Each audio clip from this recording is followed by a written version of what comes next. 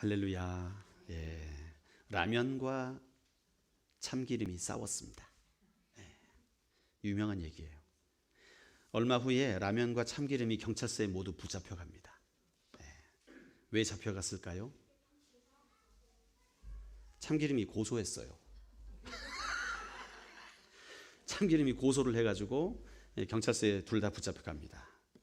그래서 이윽고 이제 참기름도 감옥에 갇히게 돼요. 왜 끌려갔을까요?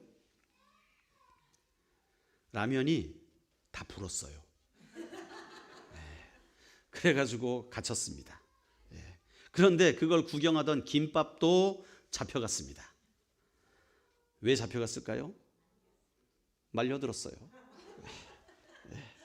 이 소식을 들은 아이스크림이 경찰서로 면회를 가다가 교통사고를 당합니다. 왜 교통사고를 당했을까요? 아이스크림이 차가워서. 예. 이 소식을 듣고 스프가 졸도를 했습니다. 왜 졸도를 했느냐? 예. 쫄아서. 쫄아서 졸도를 했어요. 덩달아 달걀도 잡혀갑니다. 왜 잡혀갔을까요? 전 요건 잘 이해를 못하겠어요. 후라이를 쳐서. 뭔 소리지? 후라이를 쳐서가 무슨 뜻입니까? 후라이를 쳐가지고 잡혀갔다는 거예요. 그런데 이 아주 억울하게도 꽈배기도 걸려들었습니다. 왜 걸려들었을까요? 일이 꼬여서 같이 들어갔어요. 아무 상관도 없는 식초도 일을 다 망쳐버렸습니다. 왜 망쳤을까요? 초쳐서. 그런데 이 모든 일이 다 소금 때문이랍니다. 왜 소금 때문일까요? 처음부터 이 일을 다 짰어요. 다 짜가지고 소금이 이 일을 다 꾸몄다는 거죠. 그러고 나서 이 모든 안 좋은 일들, 이 불미스러운 일들을 고구마가 다 해결을 했답니다. 어떻게 해결했을까요? 경찰들을 구워 삶아서. 그래가지고 다 해결을 했다는 거예요. 재밌죠? 예. 여러분, 그런데 진짜 우리 인생의 위기는요, 구워 삶아가지고 해결되지 않습니다. 우리의 삶에 찾아오는 위기들 구워 삶아서 해결되면 얼마나 좋아요. 그런데 일이 그렇게 쉽게 풀려나지 않습니다. 연거푸 찾아온 위기들을 하나님을 의지하여 이겨낸 한 인물을 봅니다. 누굽니까? 다윗이에요. 다윗이 어떤 위기가 있었지요? 먼저 첫 번째 위기를 기억하시죠. 아벡에서 이 지금 다윗은 블레셋 밑에 붙어가지고 이 사울을 피해가지고 살던 그런 상태였잖아요. 그런데 블레셋 왕이 야, 우리 이제 이스라엘과 전쟁할 거다. 다윗 나와라. 그러니까 다윗이 나가긴 나갔는데 이게 싸우지도 못하고, 싸우면 어떻게 됩니까? 다윗은 왕이 될 사람인데 하나님의 계획이 무산돼 버리는 거예요. 어떻게 왕이 될 사람이 자기 백성들과 전쟁을 해요? 아니면 안 싸우겠습니다. 그러면 어떻게 되는 거예요? 아벡으로부터 아벡의 아기스 왕으로부터, 이 블레셋 왕으로부터 숙청을 당하는 거죠. 지금 그 위기 가운데서 하나님이 건져주셨잖아요. 방백들을 사용해 가지고 방백들이 데모를 합니다. 피켓 들고 다윗 물러가라. 다윗은 전쟁에 참여할 수 없다. 어떻게 이스라엘 사람이 이스라엘과 싸우냐? 전쟁에 참여하면 안 된다. 그러니까 이 아기스 왕이 어쩔 수 없이 다윗에게 미안하다 그러면서 야, 네가 그렇게 싸우고 싶어 하는데 내가 미안하다. 방백들 때문에도 못 싸우겠다. 그냥 집에 가라. 이렇게 된 거였잖아요. 첫 번째 위기를 그렇게 넘겼습니다. 두 번째 위기가 뭐였습니까? 이제 기부하러 돌아갔어요. 이제 집으로 돌아갔는데 보니까 어떻게 됐어요? 성이 완전히 불타 없어져 버리고 자기 가족들, 그 성에 있던 모든 다윗 사람들의 가족들이 다 이 아말렉 사람들에게 붙잡혀가 버렸어요. 한 사람도 남기지 않고. 이런 일이 있으니까 거기 3일 길을 와가지고 야, 우리 살았다. 하나님이 함께 하셨다. 하고 와봤는데 망했어요. 이러니까 다윗의 사람들이 가족을 다 잃어버렸어. 이거는 이스라엘과 전쟁하는 슬픔보다 더 컸던 거예요. 그 위기보다 더 큰 위기가 찾아왔던 거예요. 그러니까 이 사람들이 앉아 울다가 어떻게 합니까? 다윗을 돌로 쳐 죽이려고 그래요. 또 위기가 찾아오는 거죠. 그때 다윗이 하나님의 지혜가 임해가지고 어떻게 하느냐, 제사장을 불러가지고 기도합니다. 하나님, 우리가 아말렉을 치러 올라가니까 그러면 우리가 그들을 잡겠습니까? 우리가 가족들을 되찾을 수 있겠습니까? 하나님께 기도를 해요. 그때 하나님이 즉시 응답하십니다. 사울은 하나님께 묻는데 응답하시니까 안 하시니까 어떻게 돼요? 어떻게 했어요? 변장을 하고 무당 찾아가가지고 무당한테 그저 했잖아요. 그런데 다윗은 그 위기의 상황, 지금 돌을 들고 맞아 죽을 그 상황에 바로 하나님이 응답하시는 거예요. 그래가지고 뭐라 그럽니까? 올라가라. 내가 너와 함께 하겠다. 다 도로 찾을 것이다. 그래서 다윗이 자기의 사람들 600명을 데리고 달려갔잖아요. 우리가 지난주까지 이 사건에 대해서 우리 함께 나누었었지요. 자, 가는 가운데 부솔시내가라는 장면을 기억하십니까? 부솔시내가까지 갔는데 이 다윗의 사람들 600명 가운데 200명이 지쳤어요. 도저히 전진 행군을 못하겠는 거예요. 벌써 며칠을 행군했는지 몰라요. 숨도 안 쉬고 달려왔는데 체력도 안 되고 기력도 안 되고 그래서 낙오자가 생겼습니다. 그때 이제 부솔시내가에다가 다윗은 그 사람들을 내버려 두고 너희는 여기서 기다려라. 그리고 이제 400명을 데리고 아말렉을 치러 올라가서 완전 진멸을 시켜버립니다. 아말렉을 초토화시켜버려요. 그리고 빼앗겼던 모든 가족들, 식솔들, 종들 다 되찾고 100% 다 되찾고 그리고 오히려 아말렉이 전쟁 가운데서 빼앗았던 전리품들까지 다 챙겨버리게 되는 거예요. 손해난 것이 하나도 없이 오히려 플러스 알파까지 얻게 되고 돌아가게 됩니다. 자, 이제 집으로 돌아가는 가운데 자, 부솔시내를 다시 들르지요. 가는 길이니까. 거기에 누가 있습니까? 남겨둔 200명의 군사들이 있잖아요. 거기에 딱 이르르니까 문제가 발생합니다. 어떤 문제가 발생했느냐? 지금 아말렉과 함께 가서 싸운 사람들 있죠. 그 사람들은 뭐 힘이 남아서 그렇게 했습니까? 그 사람들은 행군을 안 했던 사람들입니까? 아니에요. 그 사람들도 똑같이 힘들었지만 거기에 남겨졌던 사람들은 그보다 약한 사람들이었어요. 체력이 안 따라주는 거예요. 원하지만 같이 싸우기를 원하지만 못 간 거예요. 그래서 어떻게 보면 낙오된 거지요. 그런데 그 전쟁에 나갔다가 승리하고 돌아온 사람들이 딱 보니까 지금 챙긴 게 많아요. 야, 다윗의 전리품이다 자랑할 정도로 가축들을 쫙 앞세우고 지금 개선 장군과 같이 가다가 그들을 만난 거예요. 그 낙오자들을 만난 거예요. 그러니까 이 사람들이 기분이 나빴어요. 왜 기분이 나빴을까요? 우리는 피땀 흘려 싸운 거 아니에요. 목숨 걸고 싸운 거 아닙니까? 그리고 행군도 그들보다 훨씬 많이 했어요. 그러니까 육체는 지칠 대로 지쳤지만 어쨌든 승리의 기쁨으로 여기까지 왔는데 그 중간에 포기한 사람들을 가만 보고 있으니까 기분이 나쁜 거예요. 여러분, 왜 기분이 나쁠까요? 우리 이 사람들의 마음속에 도대체 어떤 일들이 일어나는 걸까요? 한번 얘기해 볼까요? 왜 기분이 나쁘겠습니까? 보상심리 아닐까요? 보상심리. 우리는 열심히 싸워서 이 탈취물들을 거뒀어요. 그런데 돌아왔는데 보니까 이 사람들이 눈이 반짝반짝반짝해요. 왜 반짝반짝할까요? 어쨌든 우리 편이 이긴 거 아니에요, 그죠? 우리 편이 이겼으니까 야, 우리 가족들도 되찾고 우리 재산도 다 되찾고 할렐루야 이러고 눈이 반짝반짝반짝하고 기다리고 있는데 지금 이 싸우고 온 사람들은 그게 기분 나쁜 거예요. 노력도 안 하고 그걸 다 먹으려 그래? 이런 생각이 들은 거예요. 보상심리. 그래서 뭐라 그럽니까? 오늘 이 사람들한테 뭐라 그러냐면 22절 말씀을 한번 볼까요? 다윗과 함께 갔던 자들 가운데 악한 자와 불량배들이, 성경에서도 아주 이 사람들 마음을 괘씸하게 여겼나 봐요. 아예 불량배들이라고 말하고 있어요. 이들이 다 이르되 그들이 우리와 함께 가지 아니하였은즉 우리가 도로 찾은 물건은 무엇이든지 그들에게 주지 말고 각자의 처자만 데리고 떠나가게 하라. 너희들 안 싸웠잖아. 너희들 뭐 피 안 흘렸잖아. 노력도 안 했잖아. 그러니까 너희들은 루저야. 너희들은 루저기 때문에 뭐 가질 거 없어. 그냥 처자식만 데려가.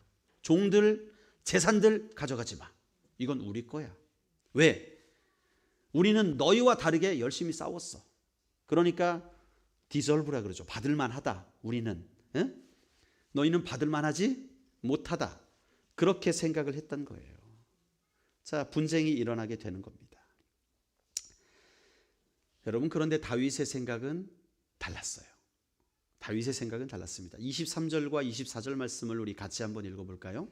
23절과 24절입니다. 시작. 다윗이 이르되 나의 형제들아, 여호와께서 우리를 보호하시고 우리를 치러 온 그 군대를 우리 손에 넘기셨은즉 그가 우리에게 주신 것을 너희가 이같이 못하리라. 이 일에 누가 너희에게 듣겠느냐? 전장에 내려갔던 자의 분깃이나 소유물 곁에 머물렀던 자의 분깃이 동일할지니 같이 분배할 것이니라 하고. 자, 다윗이 먼저 아말렉과의 전쟁에서 이길 수 있었던 이유에 대해서 먼저 설명을 해요. 무엇 때문에 이겼습니까? 여호와 하나님이 보호하셨다는 거예요. 이 불량배들이 생각한 것처럼 우리가 최선을 다해 노력해가지고 우리가 얻은 것이라고 생각하지 않았어요. 다윗은 여호와 하나님이 우리를 보호하셨기 때문에 이런 선한 결과가 나왔다고 먼저 인정을 하고 있습니다. 여호와께 은혜를 입어 얻게 된 것을 아니 어떻게 우리가 스스로 취한 것이라고 여길 수 있냐는 말이에요. 그러니까 우리가 얻게 된 이 탈취물들은 우리가 스스로 쟁취한 것이 아니라 하나님께서 은혜의 선물로 주셨다는 거예요. 하나님의 도움 없이는 이 일이 불가능했다는 사실을 다윗은 분명히 알고 있었습니다. 여호와께서 진정한 나의 도움이시다라는 사실을 그는 잊지 않았던 거예요. 여러분, 이게 얼마나 위대한 신앙인지 모릅니다. 우리가 배워야 될 신앙이에요. 여호와는 나의 도움이시다. 여호와는 나의 도움이시다. 여러분, 그런데 이 고백은 하기 쉬워요. 그렇죠? 여호와는 나의 도움이십니다 라는 고백은 하기 쉽습니다. 그런데 진짜 내가 여호와가 나의 도움임을 인정하게 된다면 우리의 삶의 문제의 결정에도 영향을 미치게 되는 거예요. 자, 이 불량배들은 하나님이 도왔다는 사실을 아예 인정을 안 했을까요? 이 악한 자들, 불량배들은 하나님은 우리와 상관없어, 우리가 다 했지, 이렇게 의도적으로 그랬을까요? 아니에요. 그들도 하나님을 아는 사람입니다. 그렇기 때문에 싸울 때는 하나님 도와주세요 그랬을 거 아니에요. 그렇지 않습니까? 여러분, 우리의 모습이 그래요. 문제가 발생하면 우리는 신앙인이 됩니다. 그렇죠? 예. 고3이요. 수능 전날이 되면 믿음이 뜨거워져요. 네. 주여 나를 도우소서. 네. 자, 아파트 입찰이 내일이에요. 갑자기 신앙이 불타오릅니다. 하나님이 예비하신 그 길로 인도하소서. 할렐루야. 주를 위해 살겠습니다. 헌신을 해요. 자, 교통사고가 났어요. 수술을 해야 돼요. 의사가 말합니다. 수술을 해도 살 확률 10%밖에 안 됩니다. 그때 모두가 신앙인이 됩니다. 하나님이여 나와 함께 하시옵소서. 주는 나의 도움이십니다. 다 고백합니다. 그런데 그것이 진짜 고백이냐 이거예요. 물론 그 상황에서는 진짜 고백입니다. 여러분, 그런데 그것이 믿음을 기반으로 한 고백이냐, 아니면 지금 당장 문제를 해결해야 되니까 지푸라기를 붙잡는 것이냐, 이거는 분별하기가 쉬워요. 어떻게 분별하기가 쉽습니까? 끝나보면 알아요. 지나보면 사실이 드러납니다. 예, 수능 딱 지났어요. 합격자 발표. 예, ARS로 다 해주잖아요 요즘에. 그죠? 예, 저 때도 ARS가 있었거든요, 대학교 때. 예, 그런데 ARS 하기 싫더라고요. 예, 학교에 가고 싶어요. 가가지고 대자보에 쫙 붙어 있잖아요, 명단. 예? 무슨 과 해가지고 저희는, 예, 제가 외대 사범대를 나왔는데 사범대는 제일 끝에 있더라고요. 그래가지고 한참 찾는데 없어요. 떨어진 줄 알았는데 사범대가 제일 끝에 있어요. 그래가지고 사범대 그쪽에 가서 한참 찾는데 제 이름이 황씨입니다. 그 다음에 가운데 이름이 휘자입니다. 예, 히읗. 그 다음에 시옷이에요. 그러니까 어디 있겠습니까? 예, 제일 뒤에 있었어요. 그러니까 금방 찾죠, 찾기는. 예. 그쪽으로 해가지고 보니까 합격자 명단에 이름이 있는 거예요. 그럴 때 어떻게 합니까? 여러분들의 그때 입술의 고백이 여러분들의 믿음이에요. 아싸! 뭡니까? 믿음이 진짜 가지. 아싸는 뭡니까? 그래, 내가 해냈어. 내가 이 정도야. 나는 합격했어. 역시 황인승 멋있다. 아싸. 그런데 그 자리에서 할렐루야 이렇게 되면 어떻게 되는 거예요? 하나님이 하셨다는 걸 인정하는 거죠. 여러분, 우리의 삶에 하나님이 나의 도움이 되신다라는 고백은 쉽게 할 수 있어요. 그러나 그것이 우리의 신앙 고백, 우리의 믿음의 고백이 되는 것은 또 다른 차원의 문제인 것입니다. 지금 오늘 이 다윗을 따르던 사람들 중에 이 약한 자들은요, 그 절실함 가운데 싸우면서 하나님을 의지했을 거예요. 주님 도와주세요. 도와주세요. 그렇게 하고 전쟁을 했을 거예요. 왜? 칼날이 눈앞에서 왔다 갔다 하니까. 절실하지 않았겠습니까? 그런데 전쟁에서 승리하고 사로잡은 포로들, 가축들 쫙 앞에 전리품들을 이끌고 나가면서 이들은 뭐 하고 있어요? 아싸. 아싸. 우리가 이뤄냈어. 그러니까 그들의 태도가 그 연약한 자를 만나게 됐을 때에 저들은 뭐야? 우리한테 도움이 하나도 안 됐어. 힘도 안 썼어. 그러니까 너희들은 얻을 게 없어. 왜? 이건 우리가 이뤄낸 거야. 이해가 되십니까? 다윗은 다른 관점으로 바라봅니다. No, 아니다. 우리가 승리한 것은 여호와의 보호하심 때문이었다. 하나님이 함께 하시지 않았으면, 하나님이 우리를 도우시지 않았으면 이런 일은 절대로 일어날 수가 없었다. 이것은 다 하나님의 은혜였다라고 고백을 합니다. 그런 고백이 진짜임을 알게 하는 구절이 뭡니까? 그 뒤에 그러므로 우리 이 전리품을 나누게 될 때 여기에 있었던 자나 가서 싸웠던 자나 어떻게 분배하라고요? 똑같이 분배해라. 하나님의 은혜이기 때문에 우리 모두가 은혜를 입은 자다, 그 말이에요. 이 말은요, 다윗은 하나님을 진정 자신의 도움으로 인정하는 결정을 하고 있는 거예요. 이것이 참 중요합니다. 여러분, 우리는요, 하나님이 나의 도움이시다라는 사실을 입술로만 고백하는 자가 아니라 우리의 삶 전체를 통해 고백하시는 여러분들이 되시기를 주의 이름으로 축원합니다. 그것은 하나님을 인정하는 삶이에요. 하나님을 인정하는 삶. 여러분, 우리가 내 삶 가운데 하나님이 개입하시지 않고 내 홀로 살아가는 것이 얼마나 무서운 일입니까? 두려운 일입니까? 우리 인생을 2번 살아본 사람이 있습니까? 사실 전 2번째입니다. 계십니까? 예, 아무도 없어요. 우리 다 인생의 초보입니다. 예. 초행길은요, 불안합니다. 초행길부터 자신감 있게 쭉쭉 나가게 되면 다른 곳에 가 있습니다. 예.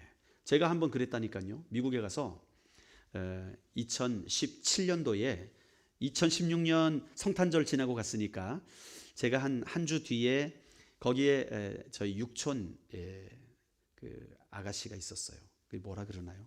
육촌이 아니네요. 팔촌이네요. 예, 좀 먼 친척이 있었어요. 변호사를 하고 있었는데 그 자매가 결혼하는 자매였어요.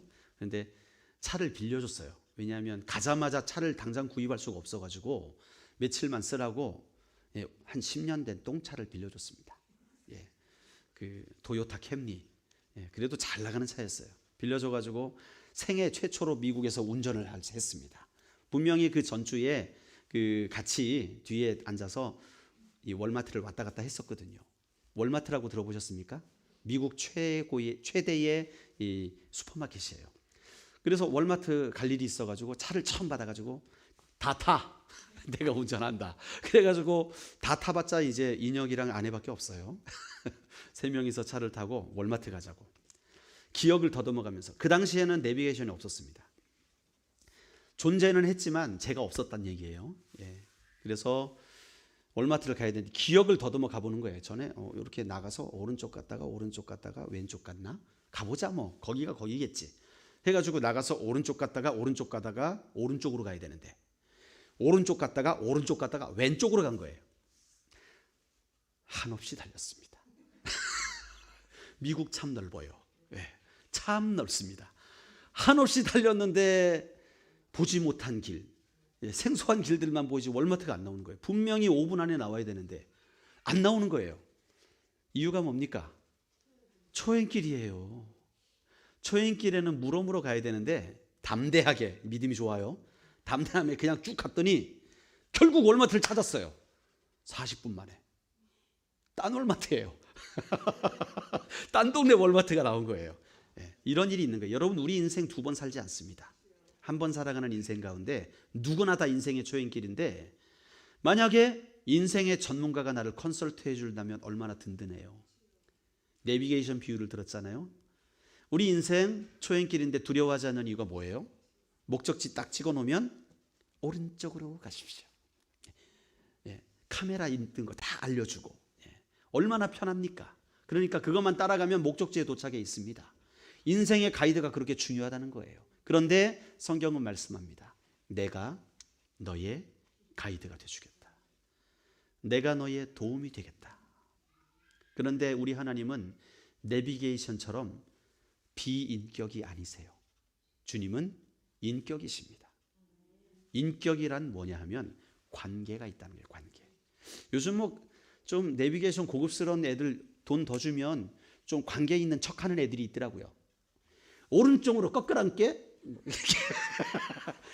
놓쳤단께, 돌아가란께, 막 이렇게 뭐야, 사투리 버전으로 이렇게 말하는 것들도 있고, 꼭 사람이 하는 것처럼.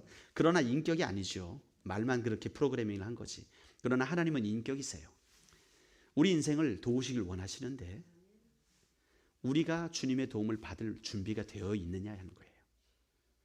주님의 그 뜻 앞에 우리의 삶을 조정할 준비가 되어 있느냐.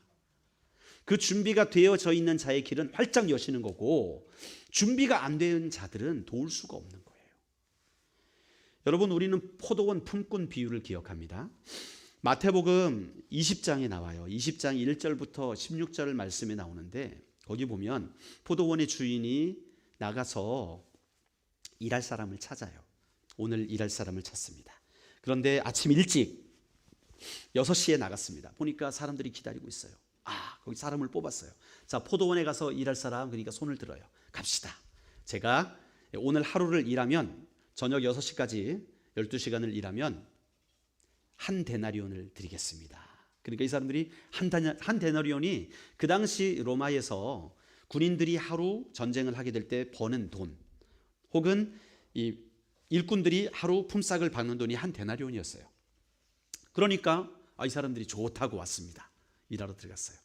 그런데 주인이 이제 한 오전 9시쯤 돼가지고 이 마당을 밖을 거니는데 사람들이 이렇게 서성대는 사람들이 있어요. 당신들 뭡니까? 일을 못 구해가지고 이러고 있다고. 그래요? 그럼 우리 포도원에 갑시다.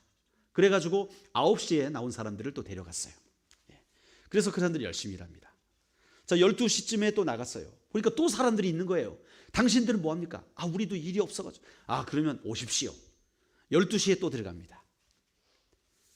3시에도 또 들어갑니다. 그런데 오후 5시, 이제 6시면 파장이에요. 오후 5시에도 나가보니까 어슬렁대는 사람이 있는 거예요. 주인이, 당신은 왜 여기서 어슬렁댑니까? 그러니까 오늘 하루 종일 내가 일할 때를 찾는데 못 찾았습니다. 그래요? 그럼 갑시다. 우리 포도원에서 아직 시간이 있으니까 내가 당신에게 일을 주겠습니다. 데려갔어요. 자, 이제 6시가 되었습니다. 일이 끝났죠. 자, 끝나는 시간이 가장 행복한 시간입니다. 그죠? 왜 그럴까요? 돈 받아야죠. 그래서 주인이 명령을 하는데, 나중에 온 사람 먼저 돈을 지불하라, 이렇게 명령을 하고 갑니다. 그러니까 나중에 온 사람이 누굴까요? 몇 시에 온 사람이에요? 5시에 온 사람한테 주인이 한 데나리온을 줍니다. 이때 가장 충격받은 사람이 누굴까요? 6시에 온 사람, 새벽 6시에 온 사람. 대박! 우와! 잠깐만, 5시에 온 사람이 1시간 일했는데 한 데나리온. 대박! 오, 땡큐! 막 이렇게 되는 거예요. 왜 그래요? 나는 지금 12시간 일했어. 1시간 일한 사람이 한 데나리온. 그럼 나는 12데나리온. 대박! 열흘은 놀아도 돼. 열흘 놀아도 돼. 막 이렇게 엄청 이 속으로 기대를 했겠죠. 자, 그런데 3시에 온 사람한테 한 데나리온, 12시에 온 사람한테 한 데나리온, 9시에 온 사람한테 한 데나리온. 이게 뭐예요? 그리고 자기한테, 자기는 6시에 왔는데, 아침 6시에 왔는데 한 데나리온? 뿔났습니다. 주인 양반, 이제 부르는 것도 달라요. 주인 양반, 미쳤습니까? 지금 아니 5시에 와가지고 1시간 일한 사람도 한 데나리온.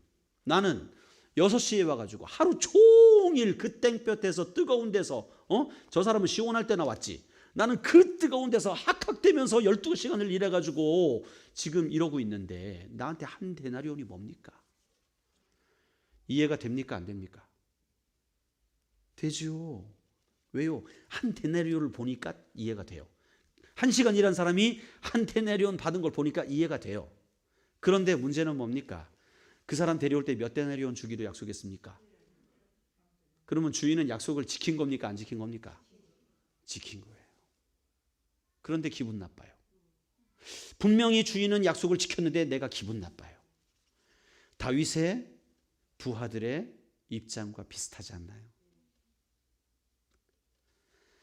여러분, 이 기분 나쁨이 어디서 나오는 걸까? 이것은요, 은혜를 모르기 때문에 나타나는 현상입니다.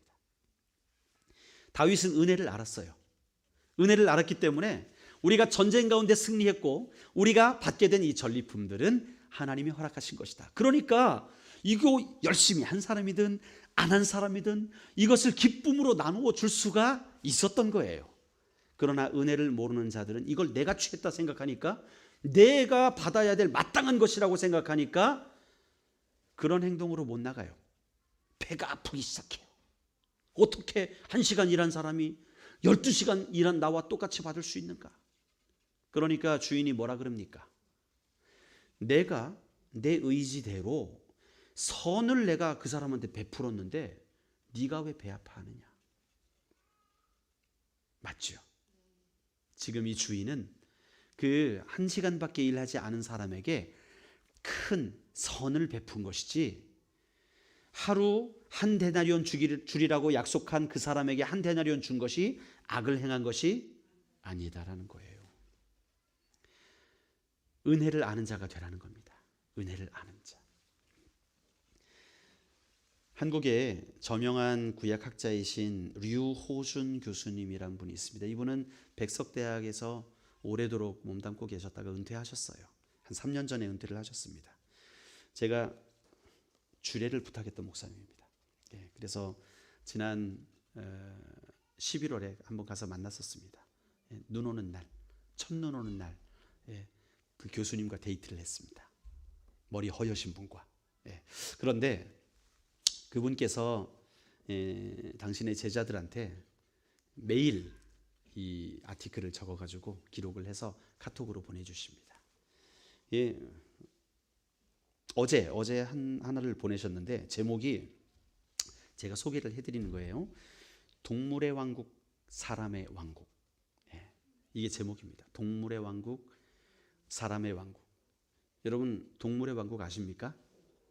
우리 젊은이들은 모를 수도 있을 것 같아요. TV 프로그램이었습니다. 동물의 왕국. 그러면 나레이션이 한 명이 그냥 쭉 얘기를 하면서 동물 얘기만 해요. 사자가 배가 고팠나 봅니다. 뭐 이런 거 있잖아요. 배가 부르니 잠만 잡니다. 뭐 이런 거예요. 그러니까 동물들이 어떻게 지내는지를 그냥 다큐로 쭉 설명을 하는 그런 동물의 왕국. 동물의 왕국, 사람의 왕국이란 제목으로 글을 올리셨어요. 제가 한번 읽어드릴게요. 들어보십시오. 발톱 가진 맹수는 발굽 가진 동물을 이깁니다. 그렇죠? 동물 왕국의 철칙입니다. 따라서 약육강식은 짐승의 세계에나 통용되는 진리입니다. 하지만 그건 표면적 사실일 뿐 실체적인 진실은 아닙니다. 발굽을 가진 동물의 개체수는 늘어나지만 발톱 가진 짐승의 개체수는 점점 줄어든다는 놀라운 사실을 알고 계십니까? 자, 이 말이 뭐냐 하면, 지금 동물의 왕국에 찍히는 동물들을 볼 때 강한 자가 누구겠습니까? 사자, 표범, 곰, 뭐 이런 것들이잖아요. 그런 개체들은 점점 줄어들고 있대요. 그리고 약자는 뭐겠습니까? 거기 뭐 이렇게 뛰어다니는 애들 있잖아요. 그렇죠? 앞에서 뛰어다니는 애들. 그 사냥, 뭐 노루, 사슴, 토끼 뭐 이런 애들이죠. 그 개체 수는 점점 늘어나고 있다는 거예요. 아이러니죠. 예. 자, 하물며 인간사에서는 더욱 그렇습니다. 사람은 짐승이 아닙니다. 이렇게 보면 마태복음 5장 5절에 행복하여라 온유한 자여 당신들이 땅을 차지하게 될 것이다. 이게 뭐냐면 온유한 자는 복이 있나니 저희가 땅을 차지할 것이다. 그 말씀 말하는 거예요. 이런 주님의 말씀은 참으로 신기하고 신비롭게 맞는 말씀입니다. 약한 자가 차지한다는 거예요. 약한 자가. 강한 자가 차지하는 게 아니라 하늘은 하나님의 천사들이, 땅은 하나님의 온유하고 신실한 자들, 하나님의 사람들이 차지하게 될 것입니다. 강한 자는 영원할 듯하나 잠시일 뿐이고 약한 자는 잠시일 듯하나 영원한 것입니다. 왜냐고요? 자신을 약자들의 하나님으로 드러내신 그분이 있기 때문입니다. 나는 약자들의 하나님이다. 나는 고아와 과부들을 불쌍히 여긴다. 우리 주님, 그렇죠? 그분이 계시기 때문이라는 거예요. 고로 짐승의 제국은 사람의 왕국을 절대 이길 수 없습니다. 이거는 비유적인 표현입니다. 이 짐승의 제국과 사람의 제국은 뭘 말하냐면 짐승의 제국은 강한 것이 이긴다라는 그러한 세계, 이 사람의 제국은 온유한 자가 땅을 얻게 된다라는 예수님의 말씀, 그걸 말하는 거예요. 자, 그러므로 사람이 내면의 야수성을 내어쫓고 인성을 회복해야 됩니다. 귀신 들린 사람 속에 있는 악한 짐승의 영을 쫓아내고 온전한 사람으로 회복시킨 축사의 왕 예수께 나아가야 됩니다. 발굽 가진 동물이 발톱 가진 짐승보다 승할 것입니다. 이긴다는 얘기예요. 약한 것이 이긴다. 온유한 사람이 모진 사람을 품어 이길 것입니다. 사람의 왕국이 짐승의 왕국에 궁극적 승리를 얻을 것입니다. 처음엔 약할지 몰라도 결국에는 그 온유한 자들이 이긴다는 거예요. 더는 교회가 강력한 발톱을 기르고 제국주의적 허세를 부리지 말아야 합니다. 교회가 강한 교회가 되는 것이 아니라 약한 교회, 온유한 교회로 나가야 된다는 거예요. 교회는 사나운 짐승이 아니라 죽임당한 어린 양이기 때문입니다. 하늘을 향해 두 팔 벌린 십자가의 나목은 겨울을 견디고 아슬란의 나라에서 영원할 것입니다. 여기 참 깊은 뜻입니다. 아슬란이 뭡니까? 그 소설에 나오는 나디아 연대기라는 소설에 나오는 사자가 사는 동네가 아슬란입니다. 그 사자가 예수님을 상징하거든요. 아슬란은 천국을 상징합니다. 그래서 하나님의 나라는 영원할 것이라는 고백입니다. 주님, 날카로운 발톱을 가진 제국주의자들과 권력자들, 탐욕의 자본주의 체제를 지구에서 쫓아내시고 온전한 인성의 피조 세계로 회복하여 주옵소서. 이게 이제 류호준 교수님의 어제 올린 글이었습니다. 이 글을 읽으면서 생각해 보았습니다. 우리 교회는 발톱의 제국인가, 발굽의 제국인가? 우리 교회는 짐승의 세계인가, 인간의 사람의 세계인가? 어떻게 생각하세요? 우리 교회는 조그맣고 약하니까 약한 쪽이 많네요. 그렇습니까?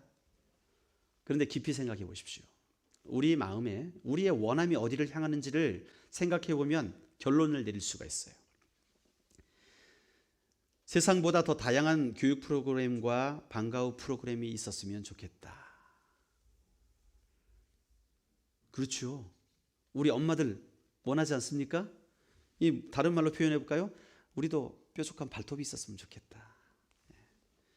세상의 콘서트보다 더 화려하고 아름다운 연주로 예배하고 또 멋진 조명과 영상을 가진 교회가 됐으면 좋겠다. 에어컨, 우리처럼 에어컨 한번 틀면 왕 소리 나고 달달달달 소리 나고 그 다음에 아래층에 내려가면 그냥 추워가지고 발발발 떨고 이런 교회 말고 그냥 큰 교회처럼 편안하고 에어컨도 잘 나오고 히터도 잘 나오고 걱정할 것도 없고 그런 교회 우리 다 원하잖아요. 또 노인들이 언제나 찾아가도 놀아줄 거리가 있는 교회, 젊은이들이 언제나 찾아가도 농구대도 준비되어 있고 음악실도 준비되어 있고 뭘 해도 마음껏 놀 수 있는 교회였으면 좋겠다.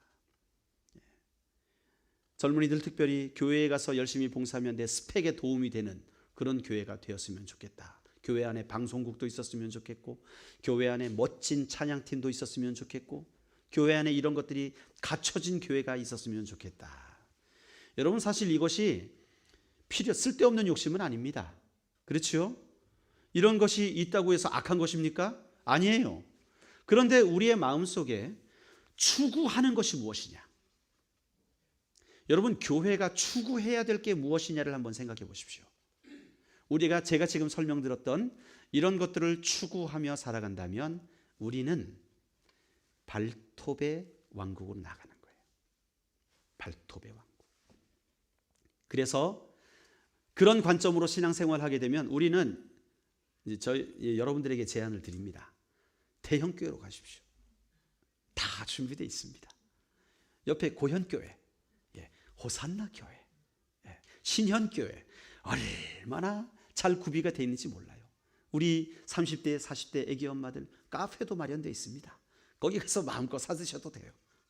얼마나 좋은지 몰라요. 발톱을 지향하는 교회. 그 교회들이 나쁜 교회라는 말이 아닙니다. 우리의 마음의 중심을 지금 살피자는 얘기예요. 오해하지 마십시오. 지금 제가 대형교회 욕하는 게 아니에요. 자, 우리의 마음이 무엇을 원하고 있느냐, 우리의 갈망이 어디를 향하고 있느냐, 우리의 신앙의 태도가 어떤 모습이냐를 지적하고자 하는 것입니다. 우리 교회에 기대하는 바가 그러한 것들만 기대하고 있다면 여러분, 우리는 지금 다윗의 악당들, 불량배들과 똑같은 생각으로 살아가고 있다는 거예요. 유호준 교수님이 말씀한 발톱의 세계, 짐승의 세계를 추구하며 살아가게 된다는 것이죠. 여러분, 교회는 그러면 궁극적으로 교회가 지향해야 될 교회는 뭐냐? 오늘 제가 읽어드린 글에서 통찰력을 얻습니다. 우리 교회는요, 죽임당한 어린 양 교회가 되어야 될 줄로 믿습니다. 죽임당한 어린 양 교회. 예수님은 참 미련한 사역을 하셨어요. 예수님은 너무 나약해 보이셨어요. 이 땅에 오셔서 제자들이 기대했던 건 뭐냐면 메시아가 오셨으니까 당연히 강력한 리더십을 가지고 로마의 제국, 우리를 힘들게 하는 로마 제국을 꺾어버려야지, 우리 유대인들을 다 자유케 해야지, 독립시켜야지. 그렇게 되면 예수님이 그 일을 하시면 나는 제자니까 당연히 국무부 장관, 국무총리, 경제부 장관, 재경부 장관, 환경부 장관, 장관 하나는 차지 않겠나. 예수님께서 부활하신 이후에 제자들이 싸운 이유가 그겁니다. 주님, 저는 어떤 자리 앉겠습니까? 주님의 나라를 이루신 그때가 언제입니까? 우리가 언제 장관 되겠습니까? 주님이 이제 승천하시려고 하는데 그 자리에서도 제자들이 이 소리를 했다니까요. 발톱을 추구하고 있었습니다. 죽임당하신 어린 양을 추구하는 교회가 무엇입니까? 여러분, 주님이 나의 도움이 되신다는 사실을 인정하는 교회예요. 주님이 우리와 함께 하시면 된다. 주님만 계시면 된다. 주님으로만 만족할 수 있다. 그것이 바로 죽임당한 어린 양 교회입니다. 여러분, 죽임당한 어린 양 교회는 사실 매력은 없어요. 왜냐하면 죽임당한 어린 양 교회는요, 유일하게 추구하는 것은 영혼 구원밖에 없습니다. 우리 주님이 왜 죽임당하셨습니까? 우리 주님이 좀 더 넓은 평수의 교회를 건축하기 위해 죽임당하셨습니까? 우리 주님이 우리의 취미생활이 더 다채로워지기 위해서 죽임당하셨습니까? 우리 주님이 우리의 삶에 조금 더 질 좋은 차를 가져다 주시기 위해서 죽임당하셨습니까? 아닙니다. 주님께서 죽임당한 어린 양이 되신 것은 단 한 영혼이라도 더 구원하시기 위함인 줄로 믿습니다. 단 한 영혼이라도. 죽임당한 어린 양 교회는요, 그 한 영혼을 구원하기 위해서 미련한 곳을 향해 나갑니다. 그 한 영혼을 구원하기 위해서 욕을 먹는 일을 자초합니다. 그 한 영혼을 구원하기 위해서 손해보는 자리로 나아가는 거예요. 그게 바로 죽임당한 어린 양 교회입니다. 우리 화평교회는요, 발톱을 가진 교회가 아니라 죽임당한 어린 양 교회가 되어야 되는 거예요. 우리 교회가 바라는 게 너무 많아요. 저도 바라는 게 많아요. 조금 더 편리해졌으면 좋겠고, 조금 더 세련되어졌으면 좋겠고, 조금 더 누렸으면 좋겠고 하는 마음들이 여전히 존재합니다. 그럼에도 불구하고 우리가 놓치지 말아야 될 한 가지가 있어요. 그건 뭐냐? 죽임당한 어린 양. 주님이 왜 죽임당하셨나? 우리 교회가 왜 존재하는가? 우리가 존재하는 이유는요, 주일날 적당히 모여가지고 친교회 관계 맺어가지고 일주일 동안 평안하게 살 여유를 얻게 되는 것 아니에요. 우리가 매주 모여서 주님 앞에 예배드리며 우리의 믿음을 지켜나가는 유일한 이유는 예수 그리스도께서 피 흘려 죽으신 그 복음, 그 생명의 복음을 들어야 할 자들에게 전하는 증인들이 되어야 하기 때문입니다. 여러분, 주님이 나의 도움이 되신다는 것을 오해하지 마십시오. 주님이 나의 도움이 되셔서 BMW를 살 수 있었어요. 주님이 나의 도움이 되셔서 40평 아파트를 구할 수 있었어요. 주님이 나의 도움이 되셔서 우리 기업의 직원들이 50명이 100명이 되어버렸어요. 할렐루야. 할렐루야입니까?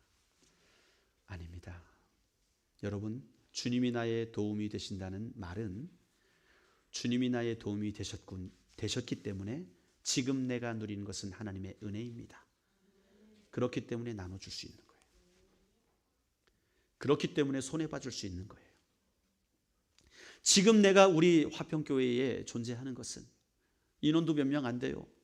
이렇게 주일 봉사는 자주 돌아오는지, 이렇게 청소는 자주 돌아오는지, 왜 이렇게 빨리빨리 내 순서가 돌아오는지, 하나님 떠나고 싶습니다. 힘듭니다. 그런 마음이 여기까지 차올라올 때도 있어요. 그러나 우리가 이 어려움 가운데서도, 힘든 가운데서도 그 섬김과 봉사의 자리로 나아갈 수 있는 것은 다 하나님의 은혜이기 때문에 그런 거예요. 나의 나 된 것은 다 하나님의 은혜로라. 우리가 이렇게 희생하고 봉사하여서 단 한 사람이라도 감동을 받아서 주님 앞에 나올 수 있다면, 단 한 사람이라도 마음이 동하여져서 성령께서 일하셔서 주님 앞에 나올 수 있다면 그것으로 만족할 수 있는 교회, 죽임당한 어린 양 교회가 되어야 하는 것입니다. 여러분, 그러한 교회를 살아간다는 것은요, 우리의 삶의 태도가 고쳐지는 것을 말해요. 우리의 고백만 주님이 나의 도움이십니다, 거기서 끝나선 안 돼요. 우리의 삶이 고쳐져야 돼요. 그 위대한 삶의 고백을 삶으로 실천했던 한 분이 있어요. 예, 우리가 뭐 천주교 사람이라고 얘기할 수도 있겠지만 성 프란치스코라고 들어보셨습니까?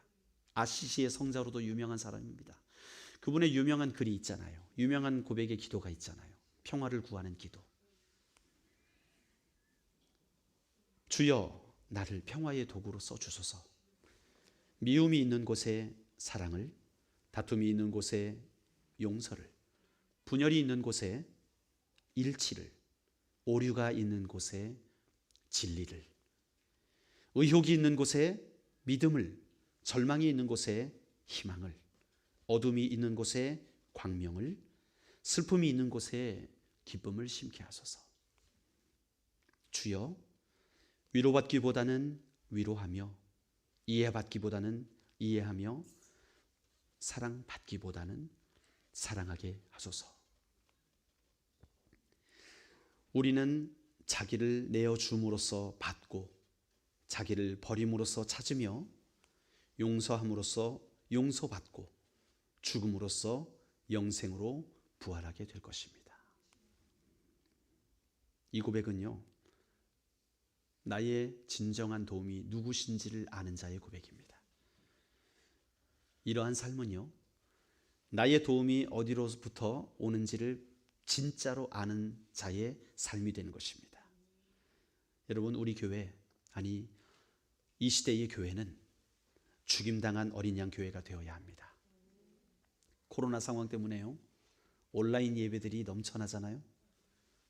주소만 치면, 검색만 하면 전 세계 어디에 화려한 예배도 다 접속할 수가 있어요.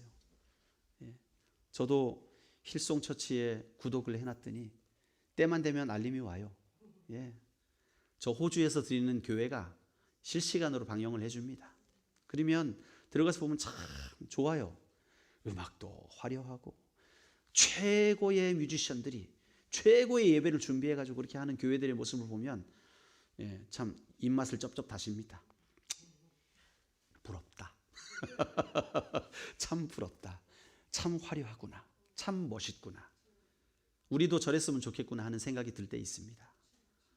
그럼에도 우리가 낙심하지 말 것은 무엇입니까? 하나님이 그런 교회를 추구하지 않으십니다. 하나님이 추구하시는 교회는요, 그런 화려한 모습의 예배를 드리는 교회가 아니라 죽임당한 어린 양 교회입니다. 그 자리에 한 영혼이 주님 앞으로 돌아오는 일이 일어나는 것.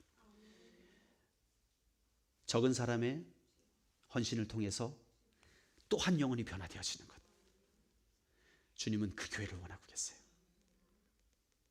여러분, 하나님이 여러분의 도움이 되신다는 사실을 믿음으로 고백하십니까? 그러면 우리는 그 은혜를 깨닫고 죽임당한 어린 양 교회로 나가야 될 줄로 믿습니다. 우리가 너무 많이 계산하면, 너무 많이 머리를 굴리면 분쟁만 일어나요.